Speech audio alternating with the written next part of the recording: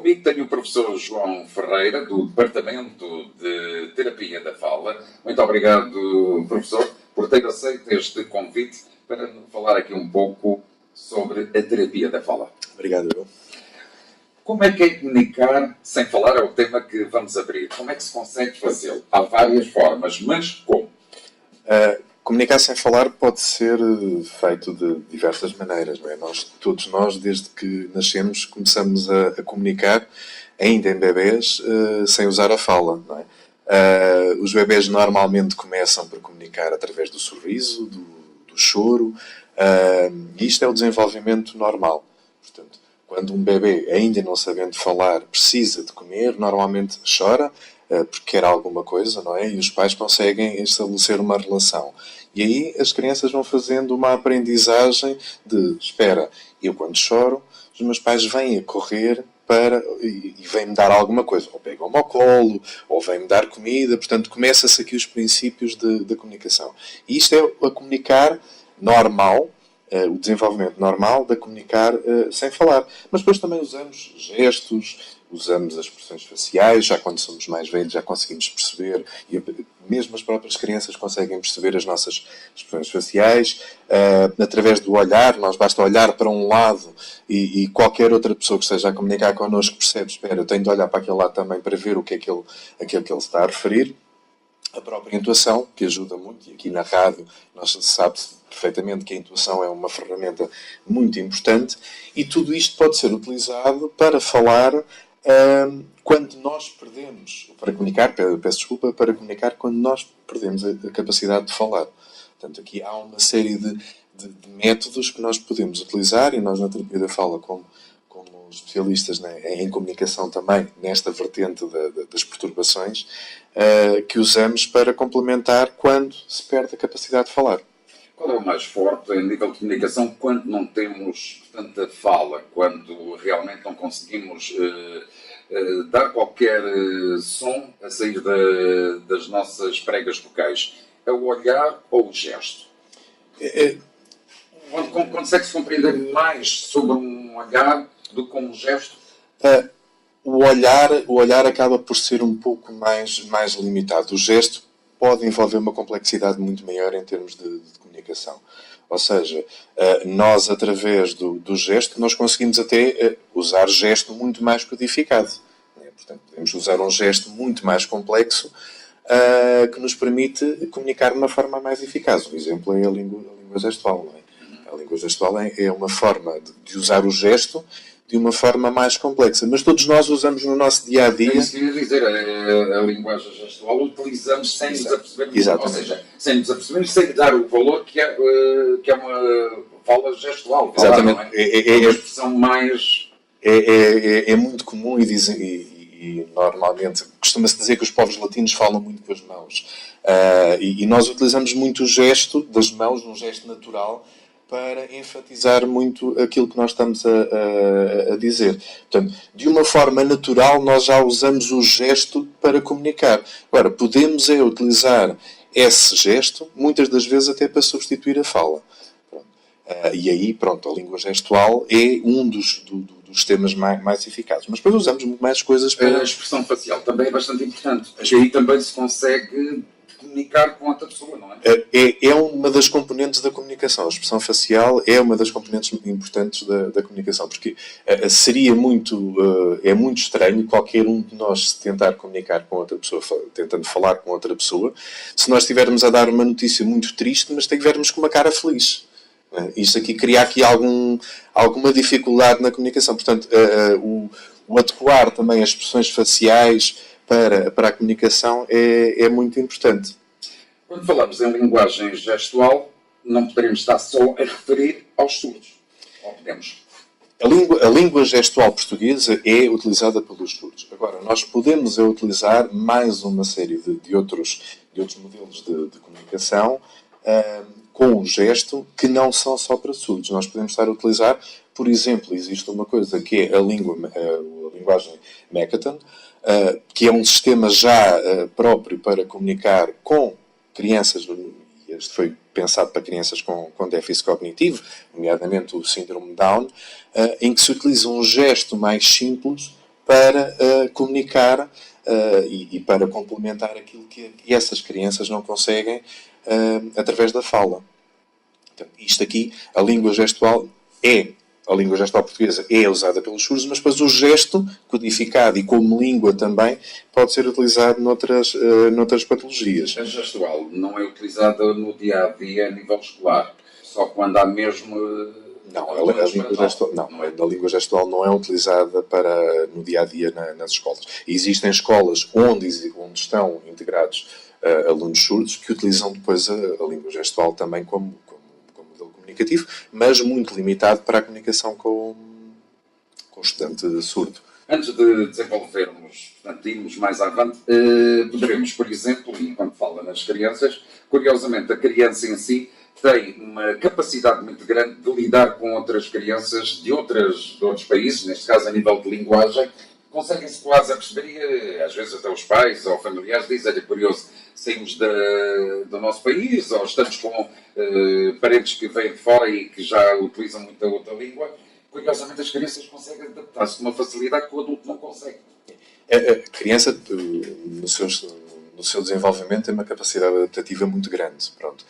E tem uma facilidade muito maior e eu julgo também que passam um bocadinho por serem mais tolerantes com algumas diferenças do que o adulto e mais pacientes. Portanto, e gostam muito mais de interagir com o outro que é próximo. Por daí terem maior facilidade depois em aprender e...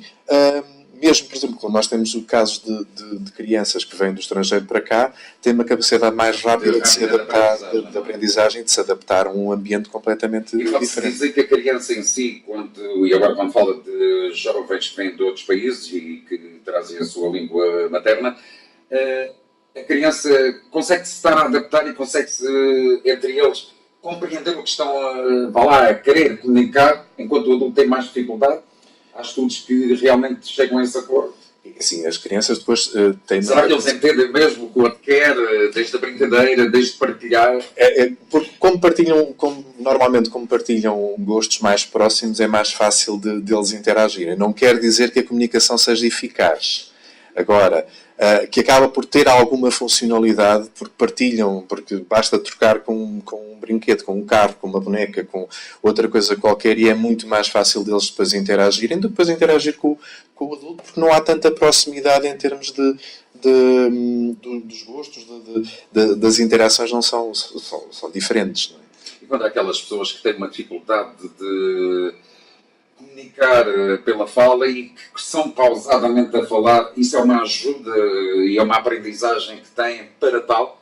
Às vezes pessoas que acabam por ter um AVC ou pessoas que têm dificuldade motora a nível de fala e aquele gesto, aquela forma de tentar exprimir é bom, porque nós às vezes a falar até corremos demasiado, que às vezes queremos entender, olha, por acaso não percebi bem, ou isto ou aquilo. Aí quando diz o corremos é um dos grandes defeitos que nós temos. Quando estamos depois de linguagens, não é? Os tais calões. E quando temos muitas das vezes perante alguém com dificuldades comunicativas, a nossa deficiência, nós dos ditos normais, ditos sem dificuldades, a nossa ciência é o esperar, é o dar a vez, que é uma parte muito importante em termos de comunicação, é dar tempo ao outro para que ele próprio também possa comunicar. E quando falou aí em pessoas com AVCs e outro tipo de patologias, mais importante ainda porque podemos estar perante pessoas que têm somente alguma dificuldade na parte da expressão, portanto, na capacidade de falar, na parte motora, e que em termos de compreensão não têm qualquer dificuldade, mas precisam de tempo para elaborar a sua mensagem. E às vezes nós não temos essa capacidade de esperar e atropelamos o outro e respondemos por ele e não damos essa oportunidade. Isto nesta área da comunicação com a pessoa com algum tipo de dificuldades comunicativas é muito importante o saber esperar, o saber dar a vez. E depois poder utilizar outras modalidades de comunicação. Falámos aqui muito nos gestos, mas nós podemos usar imagens para comunicar. Sim, isso é verdade. E às vezes costuma ser que vale mais uma imagem do que palavras. E então, nestes casos, ainda mais importante. Nós utilizamos uma coisa que podemos utilizar com este tipo de pessoas, por exemplo, falou nas pessoas com vítimas da AVC, que se veem impedidas, a partir de um determinado momento, utilizar a sua fala de uma forma funcional. muitos de nós conhecemos familiares ou temos pessoas ou na família ou amigos que tiveram AVC e que ficaram impedidas de comunicar e que sabemos as dificuldades que elas têm. E às vezes a facilidade que estes sistemas têm é, usando as imagens, quando disse a imagem vale mais de 1000 palavras, também tem a ver com a facilidade em que ser uma coisa mais permanente. Muitas das vezes o que acontece é que as pessoas precisam de mais tempo, portanto houve uma lesão cerebral e as pessoas precisam de mais tempo para processar a informação. E a imagem, ao ser uma coisa que fica ali, está ali naquele momento, dá-me mais tempo para processar aquela informação. Ou seja, eu olho para aquela imagem, não é como uma palavra. Eu digo uma palavra e ela, ou eu apanhei auditivamente e consegui processar rapidamente o seu significado, ou então já perdi essa informação, enquanto que uma imagem, ao ficar ali durante mais tempo, dá-me mais oportunidade para explorar as suas características e processar melhor a informação. Daí nós utilizarmos, em muitos casos, sistemas que usam imagens para facilitar a comunicação com estes indivíduos. E quando estamos a falar destes indivíduos, não são só indivíduos, falamos daqui já das pessoas que tiveram AVCs, portanto, que tiveram algum tipo de dificuldade, nomeadamente afasias, mas também podemos estar a falar de outro tipo de patologias completamente diferentes, com crianças, com outro tipo que não foram adquiridas já em adulto. Portanto, das crianças. As terapias é usar a imagem. Exatamente. E por falar em crianças, temos um ouvinte que está na nossa companhia que diz: o meu filho está atrasado na fala e já tem 4 anos, percebe tudo. O que é que eu posso fazer?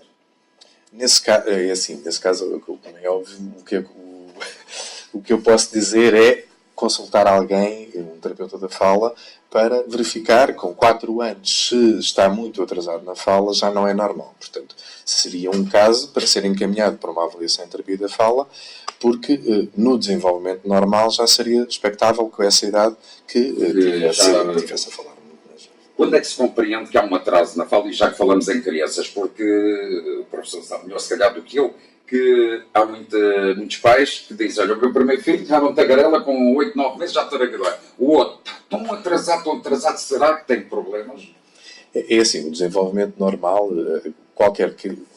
a criança no seu desenvolvimento, a partir de 1 ano, começa a produzir as primeiras palavras. Isso é igual, não é? Exatamente. Portanto, mas aqui está atrasado a falar, mas não quer dizer que tenha problema. Não, e tem a ver com o desenvolvimento. Há crianças, existe, por exemplo, diferenças substanciais entre o desenvolvimento da fala nas raparigas e nos rapazes. Normalmente as raparigas começam a desenvolver uma fala um bocadinho mais complexa primeiro do que os rapazes. Não quer dizer que os rapazes sejam atrasados em termos de fala. Sim. São etapas de desenvolvimento que são ligeiramente diferentes. Agora, assim, normalmente uma criança com 2, 3 anos já possui um leque de vocabulário muito, muito elaborado. Portanto, a essa altura já é expectável que a criança seja capaz de manter uma conversa com um adulto, não com o nível de desenvolvimento do adulto, mas que consegue manter uma conversa já com um nível complexo com Portanto, também deve procurar. Sim, neste caso deve procurar um terapeuta de fala. Já sim. pode ter ali algo que ele sabe assimilar, porque se compreende tudo, mas não pôr para fora. Fala artificial. O que é que considera como fala artificial? Ora, isto é uma das coisas que nós utilizamos e hoje em dia a tecnologia está cada vez mais desenvolvida e uma das coisas que nós utilizamos em sistemas de comunicação aumentativa, que estamos aqui a falar de sistemas de comunicação aumentativa, é a fala artificial. Nós podemos ter aqui duas coisas. O mais comum, que é a fala digitalizada, ou seja, que é uma coisa simples, que é eu gravo a minha fala num computador ou num gravador e utilizo essas mensagens para comunicar com o outro. A fala artificial pura, a fala de síntese, já é uma fala que é produzida por um computador. Nós ainda hoje estamos muito habituados por exemplo, quando vamos ao multibanco e ouvimos aquelas mensagens que o multibanco... Aí nós temos uma mistura de que são mensagens gravadas, porque são mensagens pré-feitas e sem grande complexidade, mas ainda há pouco tempo, este ano, faleceu o Stephen Hawking, que muitas das pessoas conheciam pelaquela voz robotizada que ele tinha, e isso é uma fala artificial, uma fala de síntese de computador. Mas temos já falas artificiais com uma qualidade fantástica. Pois, porque elas, e quem utiliza estes sistema escreve o que quer e ele faz. Exatamente. Mas, curiosamente, a máquina, se é assim que damos, e todas essas gravações, multibancos, até agora nos autocarros e tal, há uma pausada forma de dizer. Aí Mas também... o comer, curiosamente, também é uma tendência muito grande. O comer das coisas. Eu noto muitas vezes que a informação que nos estão a prestar, que há ali cortes, ou seja, há comer de palavras, porque há ali umas pausas enormes, mas ainda há algum caminho a percorrer em relação a essas tecnologias, e a qualidade ainda não é igual à da fala humana, não é? Uma das componentes que ainda falta desenvolver com mais qualidade é mesmo a intuação, que os computadores têm dificuldade em conseguir produzir. Portanto, a máquina consegue substituir a fala ao homem? Não substituir na totalidade com a mesma qualidade da fala humana, mas como complemento, como auxílio para, por exemplo, este tipo de pessoas que não conseguem falar, usar a sua própria fala, são uma ferramenta fantástica. Porque, e muito fundo, nós até mesmo a falar, e por exemplo o que está a acontecer aqui connosco, quem está em casa, consegue-se perceber se estamos agrestes na maneira de falar, se estamos contentes na maneira de dizer. Portanto, eu sei, porque os ouvintes aqui percebem-se, especialmente eu começo logo de manhã, que às vezes a voz ainda vem e temos que aquecê-la um pouco. E se não lhe damos aquela vivacidade, hoje não é a mesma pessoa. Hoje há qualquer coisa. Curiosamente, as pessoas do outro lado apanham com facilidade. Não estão a ver a tal fala facial. Isso, exatamente. Exato. Quase de esconderijo, não é? Mas há uma coisa que que os computadores, por enquanto, ainda não conseguem imitar, que é as emoções. Pronto. E toda a parte da emoção que nós também conseguimos trazer... passada pela fala, não é? Exatamente. E completamente. Porque, por exemplo, que há uns anos, eu numa apresentação num congresso, demonstrei a utilização de fala sintetizada, e para fazer uma apresentação e ler textos normais, a fala era muito eficaz. Mas depois, por exemplo, tentei transmitir através do computador a leitura de um poema. É uma desgraça. E para cá está, como a gente costuma dizemos, o ser humano não há iguais, e então cada um tem a sua forma, até aquele que escreveu para aquele que te lê. E até às vezes podem gostar mais daquele que está a ler do que aquele que escreveu. Exatamente. Há pouco a nossa ouvinte fez-nos aquela questão e diz: o meu filho já fez exames a tudo. Será que fez todos os necessários? Pois aí não sei se ela terá feito, não sei se ela terá feito todos os exames. Existe muita coisa que pode ser feita. Normalmente costuma-se fazer uma pesquisa a nível de dificuldades auditivas, mas a avaliação pelos profissionais é muito importante. Isto aqui não conseguimos fazer... Agora uma situação. Fala tem a ver com a audição? Tem. Portanto, aquilo que não captarmos é aquilo que não conseguimos gerir por fala? Por exemplo, na fala das pessoas com surdez, aqueles surdos que conseguem produzir fala, normalmente nós achamos que há ali uma fala um pouco estranha. E essa fala muitas das vezes é um pouco estranha porque eles não têm aquilo que nós chamamos que é o feedback auditivo. Ou seja, nós próprios ouvimos a nossa fala e regulamos a nossa fala conforme aquilo que ouvimos.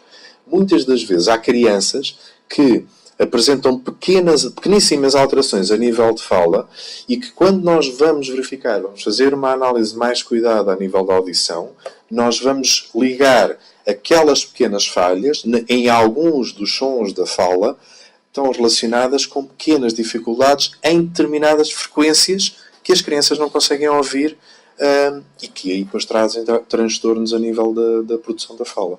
Ainda falando de crianças, é normal a gente ter um bebê e a comunicação dele, logo de início, ele tá, aquele pau de rear é próprio. Sim. Há uma explicação que é a forma como ele nos quer transmitir algo? Aí tem a ver com a capacidade, tem a ver com o desenvolvimento, portanto, novamente, e tem a ver com a capacidade motora que as crianças apresentam. Portanto, ao longo do tempo, as crianças vão desenvolvendo as capacidades motoras, portanto, estamos a falar dos movimentos da fala, que são utilizados para a fala, e não só. Há uma ligação, por exemplo, com aquilo que é a alimentação.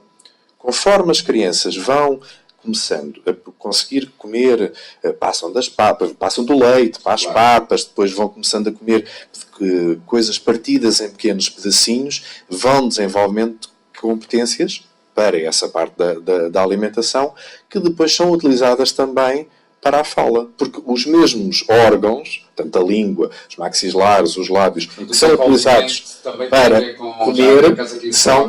Pronto, tem a ver, exatamente. Tem a ver porque, eu não quero me estar a fugir, salvo erro, a terapia da fala passa pela boca. Sim. Ou seja, há um método que a língua serve e a boca, o mastigar, o aprender a comer, ajuda também a falar, exatamente. Porque nós muitas das vezes o que nos aparece... Muita gente diz, agora vai aprender a falar e começam-lhe a gesticular. Não, também tem a ver exato. com nós temos, nas crianças nós temos alguns casos que nos aparecem na clínica e que com algumas dificuldades a nível de fala, ele fala muito abebezado, e não sabemos porquê, nós fazendo a estimulação e não sei o quê. Depois vamos fazendo um bocadinho o historial deles e percebemos que, a nível da alimentação, há algumas coisas que não estão muito bem adequadas para a idade e para a fase de desenvolvimento que estão. Ou porque continuam a comer muito espaçados, ou porque os pais... Exatamente. Então passam aquilo tudo. Exatamente. E cortam tudo aos pedacinhos muito pequeninos para ele comer tudo. O tipo de alimentos que eles escolhem depois são mais fáceis de mastigar. Portanto, tudo isso. Há algumas coisas, como por exemplo, os que nós chamamos aquilo os hábitos orais, que têm a ver com o chuchar no dedo ou usar o biberon até mais tarde, vão ter muitas das vezes reflexos depois também na fala.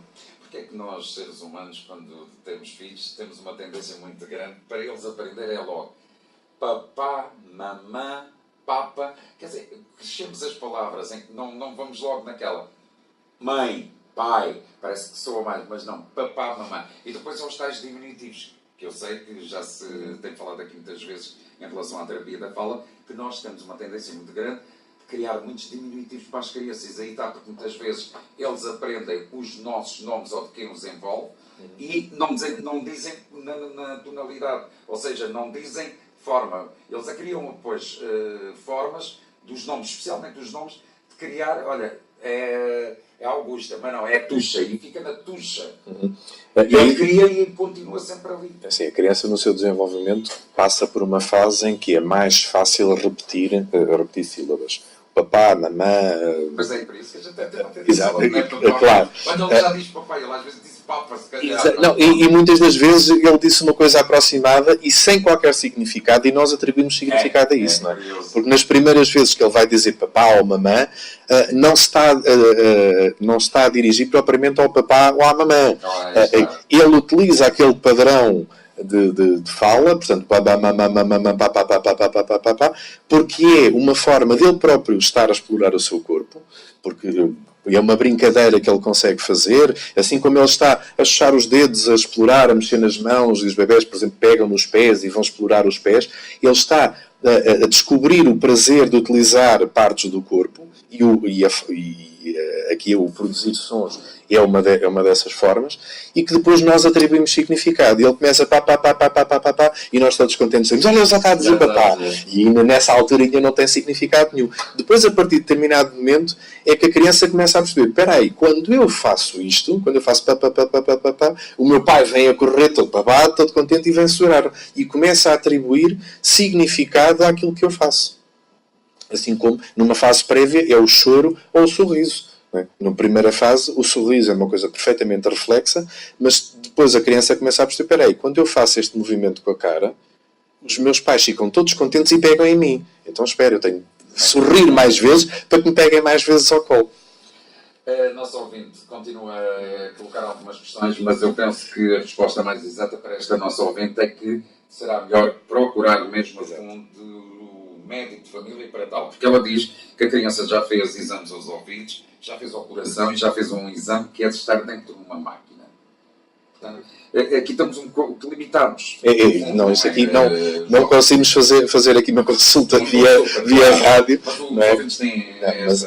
Mas é um bocadinho, e o conselho que eu dou é procurem através do médico de família ou através do jardim de infância, se a criança já estiver no jardim de infância. No jardim de infância, de certeza que haverá pessoas com conhecimento para encaminhar para uma avaliação em nível de terapia da fala. Quando falamos aqui de fala e estamos a falar da criança, como podemos falar do adulto, que é aprendeu, fala, diz, mas de um momento para o outro, começa a perder as suas capacidades. Até mesmo uma criança, as suas capacidades de fala. Pode haver aqui um problema.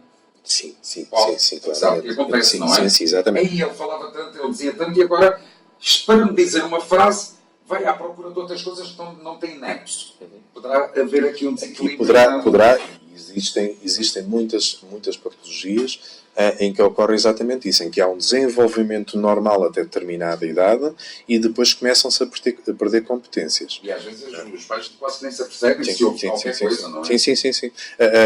Há algumas doenças, por exemplo, no caso do autismo, que é uma coisa que é relativamente conhecida, embora cujas causas ainda hoje são não se conseguem identificar exatamente, mas, em alguns casos, tratam-se de crianças que tiveram um desenvolvimento relativamente normal até aos 2, 3 anos e depois, a partir daí, começam a perder algumas das competências de interação social e comunicativas e então, aí sim, começam a dar os primeiros sinais de dificuldades.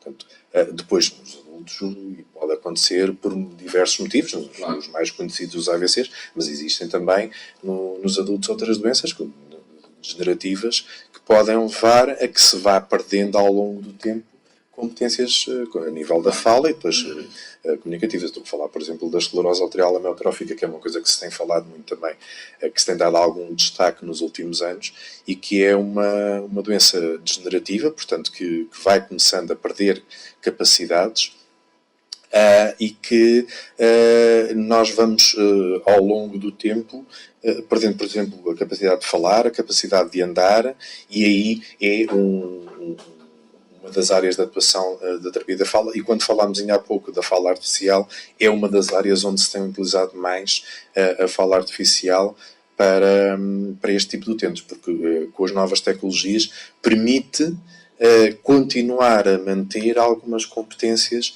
com este tipo de utentes. E a tecnologia nos últimos anos tem desenvolvido muito. Nós estamos a falar de patologias em que, ao longo do tempo, começa-se a perder aos poucos algumas capacidades. Era aí que eu ia chegar, derivada da idade, perde-se. E depois tem a ver também com a dita alimentação, porque já uma pessoa que não mastiga tanto, já come ao final do dia a sopinha, se calhar o pão já é carcaça, não é o pão mais guisto, aí começa a perder. Aí entra também a terapia da fala, ajudar a forma de mastigar para desenvolver. Aí a manter competências, aí nesse caso trata-se de manter. A pessoa começa a atabalhoar, assim como chamam. Olha, ele já não diz as coisas, e às vezes pensam, se calhar alguma coisa que lhe passou, se calhar deu-lhe uma coisinha suave, mas não quer dizer que acontecesse. Pode não ser isso, pode também a forma como vai sendo alimentado aos poucos. Também pode ter a ver com isso, não é? Nós temos aqui uma série de fatores que podem levar a que se vá perdendo. A idade é uma delas, não é? E nós vamos perdendo capacidades motoras e mesmo cognitivas ao longo do tempo, no envelhecimento dito normal, isso é comum, e aí pode haver, embora não seja ainda uma área de muito comum de trabalho, que é o tentar preservar competências na velhice, já se começa a fazer alguma coisa mais na parte motora, sim. Nos lares de idosos, quase todos os lares já têm um fisioterapeuta para ir mantendo alguma mobilidade nos dentes, mesmo a nível da terapia ocupacional, todos uma série de técnicos que trabalham nessas áreas. A terapia da fala ainda não entrou muito dentro desse campo. Entramos mais quando há, efetivamente, doença já comprovada, e aí nas neurodegenerativas é uma área já de atuação que sim, o terapeuta da fala tem um trabalho muito grande a fazer. E aí pode ser por coisas tão simples, entre aspas, como preservar competências para a alimentação e que não se facilitem demasia a tarefa da alimentação. Porque muitas das vezes o que nós vemos é que novamente se começa a facilitar. Espera aí, ele já está...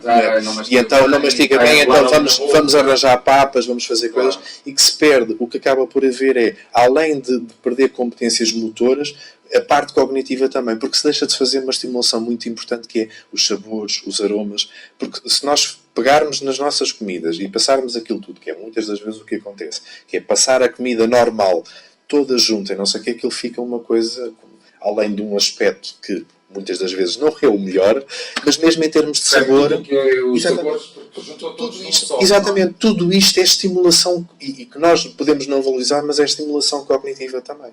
Porque estamos a estimular diferentes sabores, diferentes texturas, o que é muito importante para manter competências nos adultos. Qual é o melhor exercício que o ser humano pode fazer em relação à fala? Nós, como locutores, sabemos e fazemos. Pronto. Mas qual é a melhor forma de, muitas vezes, ou porque acordamos roucos, ou porque eu sei que depois há coisas que não se deve fazer. E especialmente de manhã, aquelas pessoas que estão um bocado de rouco, fazer aquilo. Aí está a obrigar as pregas a vibrar onde não devem, não é? Exatamente, aí é uma das coisas que nós não E há pessoas que gostam muito de fazer logo o gargarejo e ou seja, forçar demasiado. Então, aí estamos a fazer uma coisa que nós normalmente, o exemplo que nós costumamos dar é as cordas vocais funcionam como se nós estivéssemos quase a bater palmas, mas nós batemos as palmas de uma forma suave. Não é aquele bater de palmas forte, mas em que temos, por exemplo, a palma da mão meio encostada e vamos fazendo o encosto suave das mãos. Isso é como as pregas vocais, ou as cordas vocais, como normalmente se costuma chamar. As pessoas chamam, mas eu sei que há muita gente não gosta, vocês especialmente, não são cordas, são pregas. São pregas, exatamente. Depois, o que é que nós estamos a fazer quando estamos a fazer esse pigarrear, não é isso? O que estamos a fazer... É uma coisa que fazer isto tão fácil. Exatamente. E que ali no momento alivia um bocado, porque estamos a tirar normalmente o que acontece de manhã é que temos algumas secreções acumuladas nas nossas pregas vocais. E isso, efetivamente, limpa ali um bocado. Mas o que nós estamos a fazer, basicamente, é esfregar a prega vocal uma na outra. Ora, se nós estivermos durante um bocado a esfregar as nossas mãos umas nas outras, o que é que vai acontecer? Vamos começar a ficar com as mãos quentes, mas também com a pele um bocado abrasada. Portanto, vamos estar a ter um comportamento muito abrasivo para a pele. Nas pregas vocal é exatamente a mesma coisa. Portanto, estamos a provocar algum tipo de lesão. E se for um comportamento, não é, quer dizer, por fazer uma vez ou outra durante o dia, não tem grandes consequências. Agora, se for um comportamento repetitivo e rotineiro, aí sim, nós podemos depois vir a desenvolver algum tipo de patologia a nível da prega vocal. Também fazemos grandes asneiras em relação às nossas pregas vocais, que há pessoas que adoram imenso beber o café quando sai da máquina está escaldando, e depois beber um copinho de água, por muito que seja uma água natural, de torneira, há um choque logo muito grande ali para as pregas. O choque térmico na mucosa da prega vocal é complicado. O café já de si, o café não vai para a prega vocal. Não é? Sim, o café só vai para a prega vocal se alguma coisa correr mal. Claro. Mas exatamente. Não, mas a temperatura e a prega vocal não está depois desligada depois das outras estruturas. Portanto, o café vai acabar por provocar também alguma irritação em toda a mucosa. Desidrata um bocadinho, portanto é uma coisa um bocado... E depois se nós temos um café muito quente, muitas das vezes, e depois vamos beber um copo de água frio, estamos aqui a fazer um choque térmico que pode ser complicado. O álcool também é prejudicial. O álcool também é prejudicial. E muitas vezes na sequência disso, não é? Sim, o álcool é prejudicial, o tabaco. Sim, essa também para não falar no tabaco, não. Isso aí, e aí vai diretamente para a prega vocal, não é? Porque passa o ar, agora ele passa por lá, não é? O álcool o que provoca é, além de desidratar depois também toda a mucosa da boca e por consequência a nível da laringe também desinfeta também. Mas depois, muitas das vezes, o que o álcool também faz é uma das chamadas doenças modernas que têm a ver com o refluxo. Portanto, vai afetar o estômago e vai provocar algum refluxo. E o refluxo, aí sim, tem muita tendência para afetar depois as pregas vocais. Portanto, o refluxo é aquilo que nós às vezes sentimos que parece que temos aqui uma acidez a nível da garganta, temos acidez no estômago e então que vai provocar alguma lesão também a nível da prega vocal. É uma coisa que é tão simples e que toda a gente quase faz, por exemplo, ao deitar e que vocês não aconselham nada, que é, em vez de beber um copo de água quando se deita, é beber um copo de leite. Exatamente. As pessoas esquecem-se que ele, a partir de uma certa fonte, o leite começa a coalhar e esse coalho muitas vezes fica ali. O leite tem ácido lático. Portanto, havendo um ácido, é sempre agressivo para a mucosa. glucosa. E, quando nós, e além de que o leite depois também tem uma questão que tem uma digestão mais lenta. E se nós vamos beber um copo de leite imediatamente antes de nos deitar, o que nós estamos a promover é uma digestão lenta de alguma coisa e que muitas das vezes vai novamente então provocar, e é isso, os médicos otorrinos são os maiores especialistas para indicar isso, não é? O tal refluxo esofágico que muita gente já tem, depois andamos aí a encher-nos com comprimidos como omeprazol e coisas desse género para combater depois o refluxo esofágico e que tem problemas também como consequência. Depois, muitas das vezes o que acontece é que, como consequência, temos de manhã, acordamos e temos a boca completamente seca e não percebemos. Mas até bebi qualquer coisa ontem à noite e hoje de manhã tenho a boca tão seca. E isso muitas das vezes é um dos primeiros sintomas desses problemas a nível de estômago que depois vão trazer problemas noutra... A gente adormece, mas o organismo continua a trabalhar. Exatamente. Professor João, o que é que falta dizer que não dissemos ou conselhos a dar a todos aqueles que nos ouviram? Ainda dentro desta temática que nós do comunicar sem falar, existe muita coisa. Nós trabalhamos dentro desta área da temática do comunicar sem usar a fala. Nós temos só alertar para que existem várias patologias, quer nas crianças, quer nos adultos, onde nós podemos recorrer a outro tipo de meios para falar, entre aspas, ou seja, comunicar sem utilizar a fala. Nas crianças nós temos coisas tão comuns como a paralisia cerebral, o autismo, a surdocegueira, que já é uma coisa muito mais, uma patologia mais complexa, mas todas as crianças que não conseguem utilizar a fala de uma forma funcional, portanto, e que podem não vir a desenvolver fala ao longo da sua vida, é uma área de atuação que nós temos para utilizar sistemas que podem utilizar ou um computador ou cadernos com imagens que são feitos pelos terapeutas da fala, com auxílio dos pais e dos educadores, dos professores, que podem facilitar a comunicação e a integração destas crianças na escola. E é muito importante isto. E é uma das coisas que, por exemplo, o que acontece é que às vezes há pais que têm muito receio de o meu filho vai começar a utilizar essas imagens e depois não vai querer falar. E exatamente o contrário. Estimula ainda mais, porque vai estimular a comunicação. Exatamente. E vai estimular a comunicação, portanto, vai melhorar a interação com o outro e vai trazer muito mais oportunidades de ele vir a desenvolver comunicação e fala de uma forma mais funcional. Depois, por outro lado, nós temos aquelas pessoas que perderam algumas competências comunicativas, fruto de um acidente, tiveram um traumatismo craniano, ou tiveram um AVC, ou nas doenças degenerativas em que vão perdendo lentamente competências para a fala. Novamente aqui nós podemos ter uma área de atuação em que utilizamos as novas tecnologias, os computadores. Hoje em dia, por exemplo, nós conseguimos, mesmo para pessoas que não tenham mobilidade nenhuma e que só conseguem mexer, nos casos mais extremos, já só conseguem com o olhar fazer algum tipo de movimento, e nós temos os sistemas, aquilo que nós chamamos de sistemas de eye tracking, que é, através do olhar, nós conseguimos interagir com o computador. Portanto, o computador detecta o movimento dos nossos olhos e nós conseguimos controlar o computador na sua totalidade. E através desse controle do computador, conseguir comunicar com o outro através da fala artificial, mandar e-mails, escrever textos, etc. Há um filme que eu recomendo que as pessoas possam, se quiserem ver, já é um filme com alguns anos, que é o Escafandria Borboleta, em que trata exatamente de um caso em que houve um adulto que teve um acidente vascular cerebral, no caso do tronco cerebral, e que perdeu completamente a capacidade de se movimentar, de falar, e só consegue mexer os olhos. E ele, apesar dessas dificuldades todas, consegue vir a escrever um livro sobre a sua vida.